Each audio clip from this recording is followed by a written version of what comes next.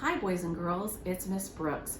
First of all, I would like to say welcome back, and I hope you're looking forward to week 2 of our remote learning.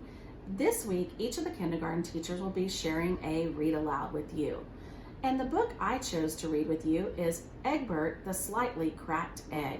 And the reason I chose this book to share with you is Easter is coming up soon, and at Easter time, I always think of things like bunnies and chicks, and of course, eggs.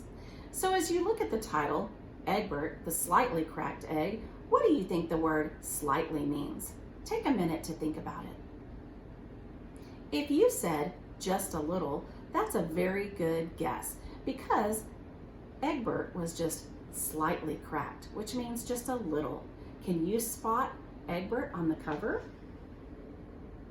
Good job. Before we begin the story though, I do want to show you an anchor chart that I have, and this may look familiar to you from your classroom. Today when I read the story, we're going to make connections about the book. One kind of connection you can make is text to self. That means the book reminds you of a time when.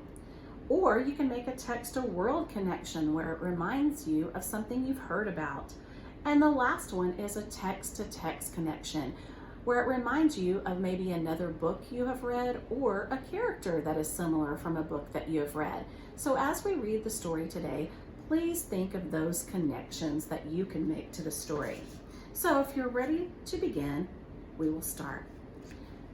Eggbert, the Slightly Cracked Egg by Tom Ross, illustrated by Rex Barron. There once was an egg named Eggbert. He loved to paint beautiful pictures. Do you like to paint? Egbert's paintings always cheered up the other eggs in the refrigerator, but one day it was discovered that Eggbert was slightly cracked.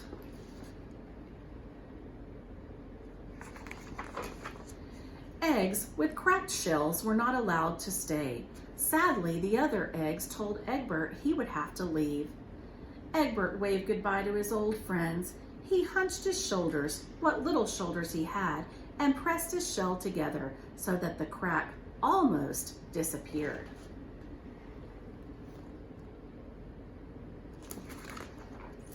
Then he set out to look for a new place to live.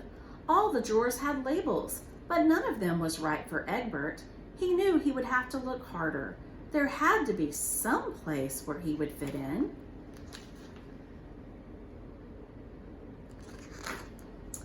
Before long, Eggbert came to a spot with a beautiful view. If only I could stay here, he thought. And then he had a great idea. What do you think Egbert's great idea might be? No one had to know that he was an egg with a cracked shell. He would paint himself to look like the other things around him. He'd blend right in. Can anyone think of a big word that means the same thing as blend in? Take a minute to think about it. If you said camouflage, good job, because that means to blend in with your environment. But just as Eggbert was thinking he had found the perfect place, a potato plant happened to notice his crack. Split, the plant ordered.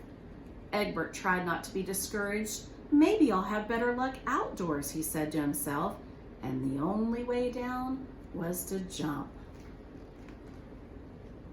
I sure hope Eggbert lands safely. What do you think? Phew! Luckily, Eggbert landed in a soft bed of flowers. He had never seen flowers before, but they smelled even better than butter and lettuce. Perhaps this is the perfect place for me, he thought. A dab here, a splotch there, voila! Eggbert was covered in flowers. Do you see Eggbert? But late that afternoon, an angry bee discovered that you cannot get nectar from an egg, and again, Eggbert was told to leave. It was just getting dark, and he still had not found a place to live. Just when he was about to give up all hope, a glimmer of something caught his eye. I wonder what it is. What do you think it is? "What beautiful little lights," Eggbert whispered, and with all his might and twice his usual care, he climbed up the fence. "Perfect," Eggbert said, when he was covered with stars. But the next morning, when the night stars were gone, a cat discovered that Eggbert was just an egg with a cracked shell. "Scramble," said the cat. Get it? Scramble, like an egg. Eggbert took a hard fall on the sidewalk. Now he was more cracked than ever, and as it started to rain, he began to sob. He realized that no matter how he painted himself, he could not hide who he was. Poor Eggbert. Finally, the rain stopped, and the sun broke through a crack in the clouds. Eggbert began to notice something he had never noticed in his whole life. The world was full of cracks, all sorts of wonderful cracks. Maybe it's not such a bad thing to be slightly cracked, he thought. Do you see the crack? From then on, Eggbert traveled around the world, making new friends and seeing famous cracked sights. Do you recognize any of these sights that Eggbert traveled to? Maybe somewhere you've been before. But he never forgot his friends back home in the fridge, and he painted them beautiful postcards of his travels.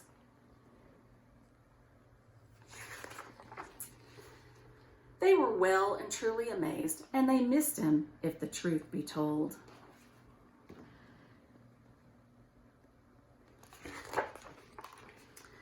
To this day, Eggbert does not regret being cracked. In fact, he's even a little proud of it. Look how proud Eggbert looks. Boys and girls, I hope you enjoyed that story as much as I did.